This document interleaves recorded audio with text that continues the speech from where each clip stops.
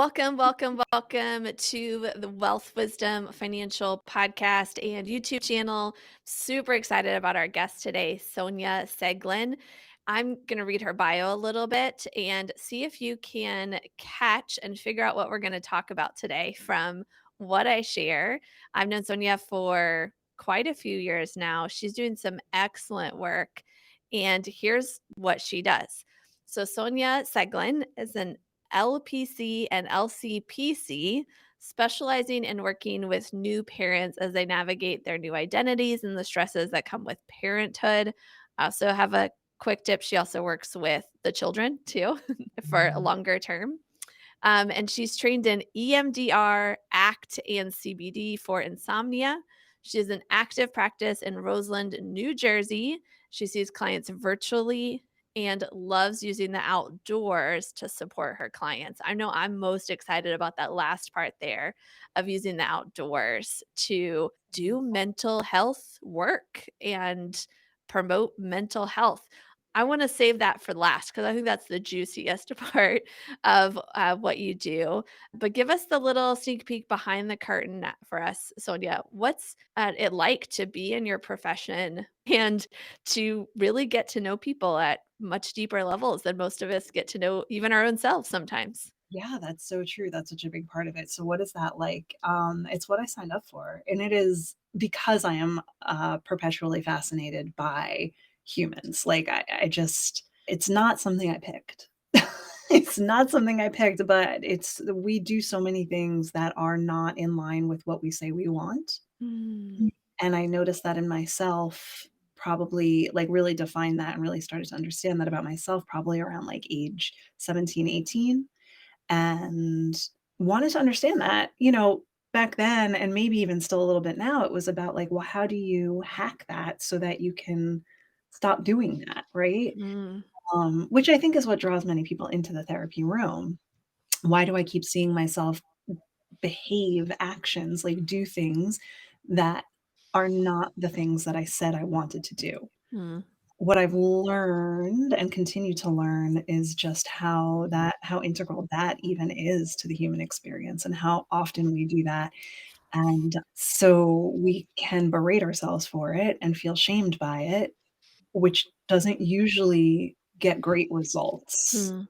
Or we can practice some self-compassion around it, accept ourselves as human, and sort of start from that place of acceptance, which is very difficult to do, but I do believe that it is like using those tools, using the practices around acceptance is helpful. Yeah. So And I guess for us to think about it, like people might go to the extreme of thinking about somebody who does something they don't want to do and it's something that they could land in jail for, mm, right? And we kind of go to that extreme and think about the guilt and the shame that they might feel after doing that. I didn't mean to do it. I didn't want to, and yet it still happened. And yet, what you're saying is we can go to like, I had this great intention of what my morning routine was going to be like. And then I woke up and I was really tired. I didn't do it. yeah, And it's actually that same guilt and shame, just at a different level. mhm, But that could spiral out of control, or it could just be this lingering sense that over time builds up and dramatic. Our lives are very different, less fulfilled in mhm. terms of how we feel about that because of that. Is that what I hear you saying? Absolutely. It's and especially, like, this time of year is a great time of year to be talking about that, right? Where we end of January. I mean, to be honest, now I feel like every grown-up I talk to, not that I'm asking about New Year's resolutions, but if it should come up, people generally are saying, "I don't really do that Yeah. anymore," because we've learned how discouraging it is to say, like, "All right, I'm gonna blah, blah, blah," and then to see yourself not do it.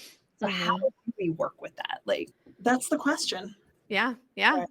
And I work a lot with business owners where we get into this. We do set annual goals, the best of us, with the best of intentions. And yet we get to late January, early February, and we say, I'm not on target toward these goals. Do I need to throw them in the trash can? Do I need to double down? And we start questioning ourselves and start to feel our feelings around Right. those. Or if we just simply set an intention for the year and we have this word and we totally don't actually make it happen in those first few months, it can get really easy to just give up on it. when there's such an opportunity to forgive ourselves and say, I'm never going to do this perfectly, but how could I do this better?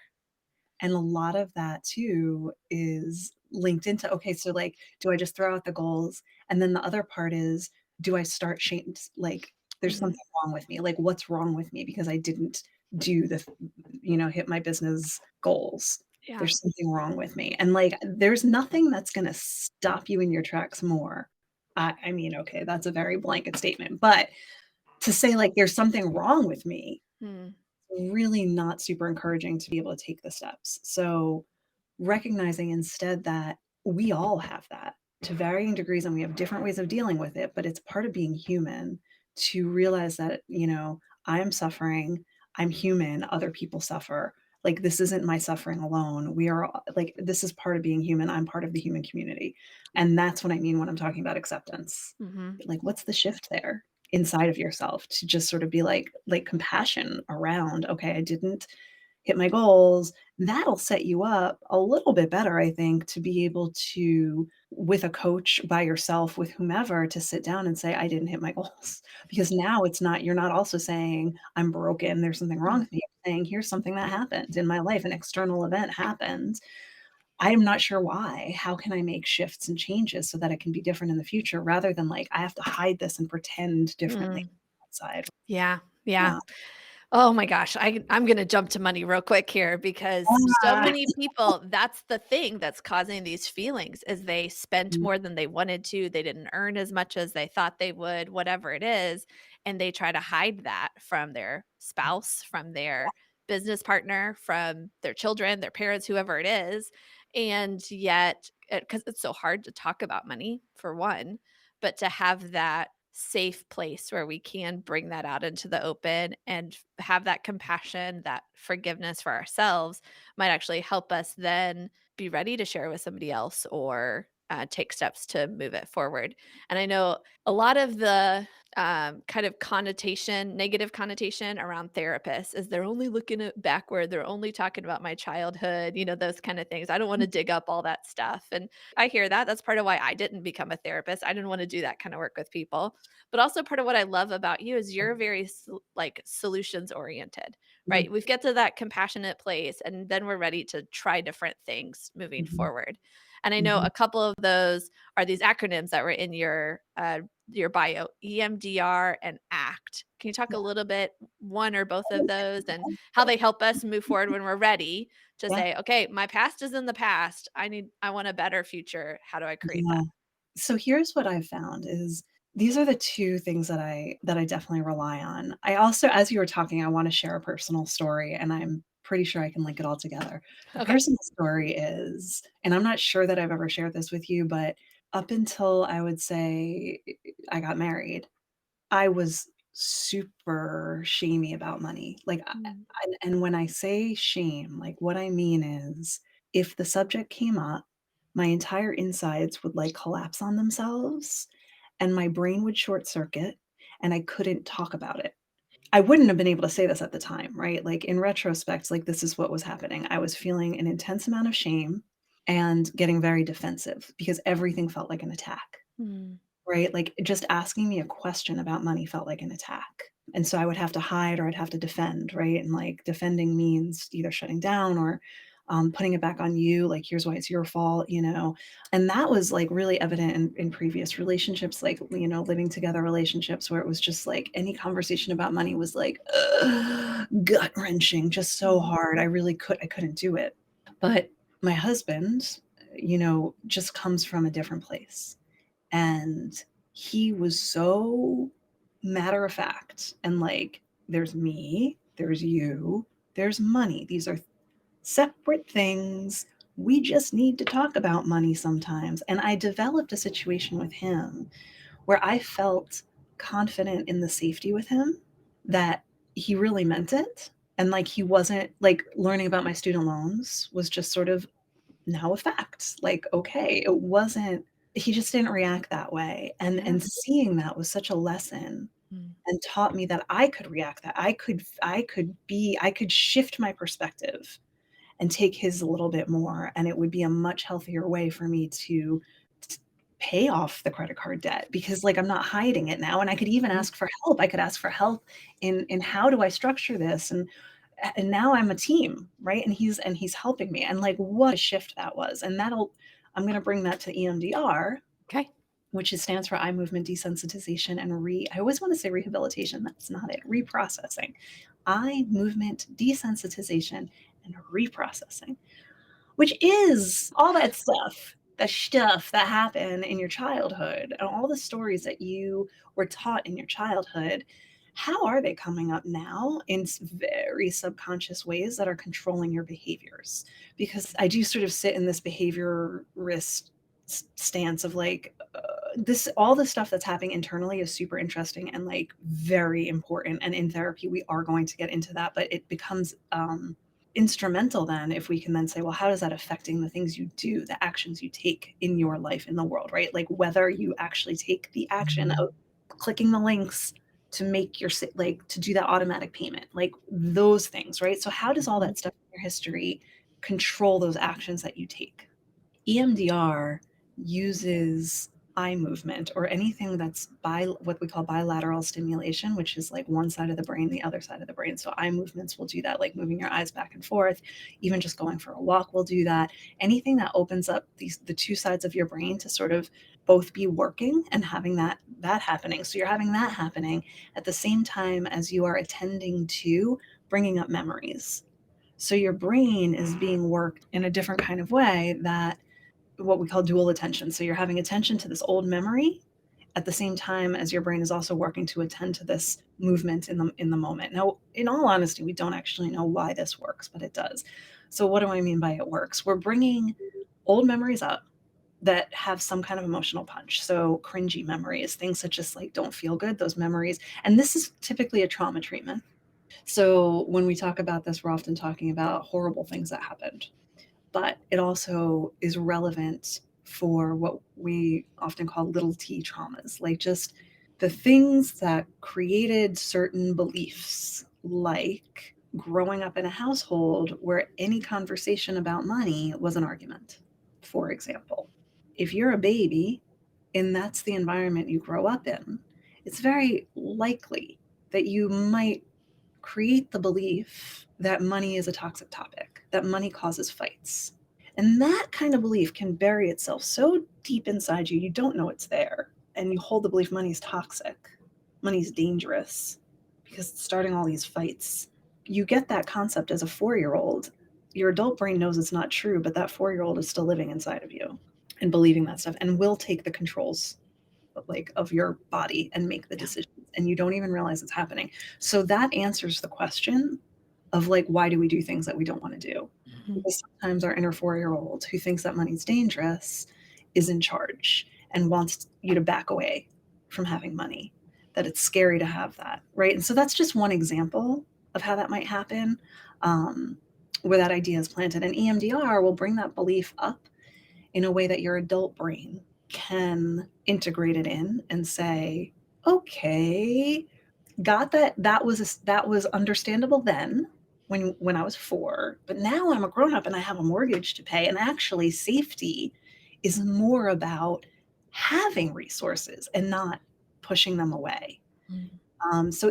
That's really what happens in EMDR is you're pulling this stuff up, and what's cool about it is you don't really have to do a lot of talking. The process of EMDR, rather than it being years and years of talk therapy where you're pulling up these stories and it's all coming into language and conscious memory, in EMDR, you're sort of just I, as the therapist, would be guiding you in bringing up these memories. You can share whatever you want. You don't have to share verbally what they are, but you're having this process so that those memories just become less, what we might call hot, might like just less powerful. Mm. So I feel like I did a lot of talking there. I hope that made sense. Yeah, it made a lot of sense. Yeah, and I think there's a lot to be kind of garnered from that and probably something people want to do with a professional. Yeah, The thing that I think about is they like to say you can't teach an all old dog new tricks, and I know that the brain gets pretty set in its ways. It's really hard to transform it, and probably the older we get, the harder it is to do that kind of work that you're describing. So the younger we can start that process, the better. totally. What's the age when it's the best age range, or Is I know it's probably never too late, right? You could always do this work, but do you have a like, if Well, somebody's listening and being like, "Could my teenager do this?" Right? oh, Like yeah. And, like, traumatic stuff is happening all the time, and I don't mean to throw that word around too lightly and, because we do need more language, different language, because to equate, like, witnessing fights with, I don't even wanna mention, like, trigger Yeah, warning stuff, but, like, yeah, it's not really the same, and I don't mean to put that out there that way, yeah. but those things are happening all the time, and if we can this is why you may see, I don't know, like in the parenting Instagrams or whatever, like the idea of processing. So as a parent, we're often told if something happens with your kid, get them to talk about it, give them the language, have the story told. That's processing. That's a Mhm, way of bringing something up from like subconscious storage, memory storage, into what we call explicit storage. So you have this implicit memory versus an explicit memory. If you can bring a memory from the implicit place, which is like not spoken about and kind of buried and then just sort of left with like weird emotions, we often bury those down because it doesn't mhm, feel good. But if we can bring it up and express it, which is the basis of talk therapy, it integrates it into our human experience. But that's something you can be doing every single day mhm, with, even journaling, having conversations, just thinking about, okay, like what really happened today? And it's really about intentional living, right? Like just looking back and saying these things happened with your child to say, like, what happened today? Or like you fell down on your bike today and then you cried and your knee hurt and it was scary, right? And giving them the words for that rather than it just being something that happened that then mhm, they have to contend with all by themselves and not connect with anybody around. So it can certainly happen in at any age, that kind of processing, but I would say the cool thing about EMDR is it also says that our brains are made for healing, just like our bodies are made for healing, right? So if you get a wound, if you get a splinter and you leave the splinter in there, your body's going to try to heal around that splinter and it's going to do its best. But you might get infected, like it's not really ideal. mhm, Ideally, you go to a doctor, you pull out the splinter. Now that's the same. So then once the splinter's pulled out, now your body is ready to actually heal because that has been pulled out. That's the same mhm, idea as processing these like core memories, these memories like your brain is ready to heal, but we have to deal with that and like in a professional way, I would say. I mean, I think a lot of this stuff can be done by yourself, but I wouldn't recommend it. And the minute you try doing it by yourself and it goes wrong, you need to have backup, you know? mhm. Yeah. But your brain's ready to do it. Like we are, it's called adaptive information processing. It's adaptive. Like we do want to be adapting these things into learning experiences rather than like triggers that take over. And that can happen at any time, which is very Okay. cool about it. Yeah. Yeah, Yeah. great. Yeah. So, where do you kinda specialize? Tell us a little bit about, like, the work you do. I'm sure people are loving what you're talking about. What kinds of things are you currently doing to help bring this kind of solution-oriented, um, practical, tangible, "Here's what you can do," type things to, people that are ready for it? Yeah. Well, people come in wanting that. Mm, Right. So we do that. And, here's mindfulness is a huge part of that because our minds tend to leave. They go to the future, worries, they go to the past, regrets. The stories that they come up with feel so real. I mean, I know I've had this experience. I know my clients have had the experience of having an argument with somebody in your brain, like your husband, maybe. yeah. I mean, not Yeah. that I would ever. Actually, I do all the time, and I call him, Brain Nathan. I'm like, "Okay, I'm working with brain Nathan, not actual Nathan." Like, but all the feelings that go with those arguments, even when I recognize that I'm not talking to him and I'm like, "Okay, this is happening," the emotional part of that doesn't always just, like, click back into place the way Mm, you want it to. So that's where we come into mindfulness and noticing that and then grounding into the moment, because getting out of your brain and into the moment means practicing skills like My butt, it is in a chair, like, noticing that pressure on my skin, noticing the coolness on my hands of the air, noticing the smells, noticing the sounds, because none of that is my imagination. That's all happening and sensory, and I can it's the only real thing. All the judgments from thoughts, worries, that's all just stuff, that's Mhm. stuff, but it's not real, and being able to make that separation is a huge part of the solution. But you need to have that first before you put anything else into place. Mhm. You need to have that ability. Yeah, and that's where the outdoors come in. Yes, because it's a great like, where the outdoors come in to me is when it's hard to do something. So if we take money stuff, which is hard for me, right? You know this. It is hard. It's not for some people, but it's like, if you didn't grow up with it and, like, a good education around it, it can be very difficult to take steps because everything feels like a giant mystery. Mhm. Just like going outside and going for a hike can feel like a giant mystery in some sense. Like you cannot predict what will happen when you put your feet in front of each other on a hike. A wild animal could come out. You might go through see some poison ivy. You might see a beautiful sunset. You might notice you just cannot predict. But that's part of life. And so if you move forward and you can speak to like how that really actually looks in the money world, I'm like imagining like mutual funds or whatever the things that I should be doing that I'm not, because it's scary. There's uncertainty there. So what's the practice? So the first thing you're doing, and this is where ACT comes in. This is ACT, acceptance and commitment therapy. Accept that it's scary, accept whatever the emotions are, acceptance. So that's as opposed to if it's scary, it must be wrong. Or if it's scary, I must be wrong. Mhm. Mm, no. If it's scary, it just means I'm having a feeling of fear is coming up right now. That's all. We're just noticing fear. But if I've already identified that it's important to me in the person I wanna be, values the outdoors, right? Like, I don't have to question my values, I just have to know what they are. It's important to me to have the outdoors in my life. Now I'm committed, and that's the commitment, right? Now I can commit to saying, "All right, I'm gonna go for a hike." And I know that when I go for that hike, I'm gonna have feelings come up, and some of those feelings aren't going to be very comfortable, but I am willing, and willingness is a huge part of this, I'm willing to make room for those uncomfortable thoughts and feelings in service of my commitment to my value. And so I think that's, from what I hear, probably relevant to, watching your retirement go like this. Sort of certainty and having the tools then to say, "I'm noticing the fear coming up. I'm gonna sit with that. I'm noticing Mhm. noticing how it's crunching my stomach. I'm noticing how it's making my brain, like, short circuit. I'm just gonna notice the static. I'm gonna notice what's happening. I'm gonna notice my brain's desire to make a certain kind of story around that, but I'm also just gonna come back to the moment, and I'm gonna come back to my commitment to the action for honoring that value." Yeah.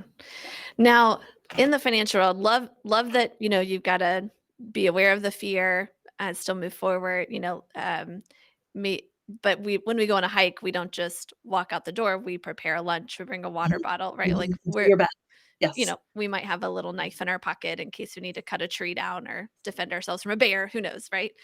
totally. Or I never carry a knife when I hike because I don't typically hike where there's bears, right or wrong. Um, but, Yeah. there is the point, though, of being smart about it. You wouldn't go on a hike by yourself in a totally new place where there's not a trail marked. You would get lost, right? You go with people who've been there before, you stay on the trail, those kinda things. And there's one question I love to ask people, like, if you were on the wrong trail or if you were going a dangerous path, when would you wanna know about it? And well, before I leave, right? Like, and so Mhm, that's part of the preparing, mhm, the working with a financial planner to chart the course before you go, to know where you're going, what signs to look for along the way, to know when you need mhm, to commit and when you need to actually move a different direction mhm, because there's a cliff that way, or those kind of things. mhm. Um, and so I just want to add that on that there is a lot of uncertainty. We can't prepare for everything, but let's be like the Boy Scouts. Let's prepare for what we know Right, could be there.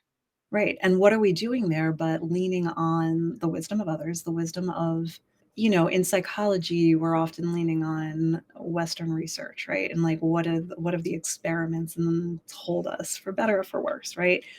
I think, I'm in the middle of writing a blog post right now about this. So it's on my mind of like, all right, that's helpful and great. Also, can we also like pull quote unquote data from just people having done things a certain way for a really long time? Yeah. Yeah. And mindfully, right? I'm not, because Mhm. certainly there's a lot of historically prevalent habits that we don't want to continue with, right? Racism certainly comes to mind on the top of that list. But when we look at things like, following a trail, okay, this is the trail that's been blazed by whomever before us. They learned that this plant is not edible. So we're going to not try to eat that plant because we're going to take that learning and not have to poison ourselves. The whole thing to me is it really does come back to intentionality and mindfulness Mhm. around it and noticing, okay, am I afraid of that plant because it's a poisonous plant and like that guy over there died because of it, which is a good reason to be afraid of that plant? Or am I afraid of that plant because it looks a little bit like a plant that a long time ago maybe gave me some itches, but like now I've generalized that fear to a whole lot of plants. And as a matter of fact, Mhm. I'm not going to go outside because that one plant, because that's what the brain will do. Yeah. Is just, and that's again, like I can put myself as an example for like money things. It's like one bad thing with money, and I'm like, you know what? I'm not good at this. Anything like, and that's one of those. Is it a bug or a feature of our brains? Yeah. It's meant to be a feature to keep us Mhm. safe, but it Mhm. does become a bug in our modern world because it makes you generalization of fear can make you very afraid of things that you really don't need to be afraid of. So you got to come back to that intentionality and say like, okay, is this like legitimate? And am I going to choose to like act on the fear, which would be, good preparation. Like bears are scary and Mhm. you should be afraid of those. Dogs, maybe not so much. And if one dog attacked you, it doesn't mean every dog's going to attack you. Yeah. Yeah. Like for me, And it's like money doesn't have to be scary. right. And way to be on brand with taking it back to history and people blazing the trails before us. Love it. Is there anything else you wanted to make sure you share with our audience? And then also make sure you let people know where they can find you so they can Mhm. follow, get on your email list, reach out to you to work with you, all those Yeah. lovely things. Yeah. I will say, you mentioned in the beginning that I work with kids also. This is a new, like 2023. That's what I'm going to be doing. I'm launching an outdoor program for preteen, adolescent girls outdoors. Again, really, it's going to be so good. And I live Mhm. in New Jersey. We had outdoors here. Yeah. Just saying. Yeah. Just putting that out there. So it's gonna be really great using outdoors again to like boost confidence, boost the skill of self-compassion. That's the main Mhm. thing, that skill of self-compassion so that you can actually move forward. And not feel like you have to be frozen in place. So you can find me. My name is all over my stuff. So my name is Sonja Seglin, SonjaSeglin. My website is myname.com. So that's sonjaseglin.com. My email is my name, Sonja, at sonjaseglin.com. And maybe one day I'll have a social media presence again. When Well, I do, I'll let you know about that. yeah. I'm a little bit jealous that you have a name that you could actually do that with, because mine is just so common. There's, like, so many manatees Really? out there in the world. Yeah, it's Huh. sad. Huh. Yeah. Oh, well. We get to create something that's called Wealth Wisdom Financial, and I wanna just thank everybody for joining us. Thank you so much, Sonia, for Thank the you. value It's that fun. you provided today. I learned during the pandemic that I needed to be outdoors at least once a week and during good weather, and that was so good for my soul, my brain, my emotions, everything. Mhm. So, everybody right now decide the next time you're gonna go be outdoors for at least an hour. You can handle that even if it's 30 degrees where you are like it is where I am. You can Yeah. be outside for an hour. Make Yeah. it happen, see how it changes you. That's my experiment for you. And while you're there, bring up some of those memories about money. Yeah. See what comes Even up. just internally, see what comes up, let your brain do its thing. Yeah? I think that's really good. Journaling, Okay. anything that you're getting it out there, see what comes up. Ask yourself the question. What's coming up? What do I notice? Nice. I love Mhm, that. What's mhm. coming up? What do I notice? Okay, everybody, you got your homework. Make it happen. Report back to us Yeah, in the chat how or in the comments below how it goes. Reach out to Sonja, sonjaseglin.com. Thanks yes. so much. We'll Thank you, talk to you again soon. Amanda. See you later. See ya.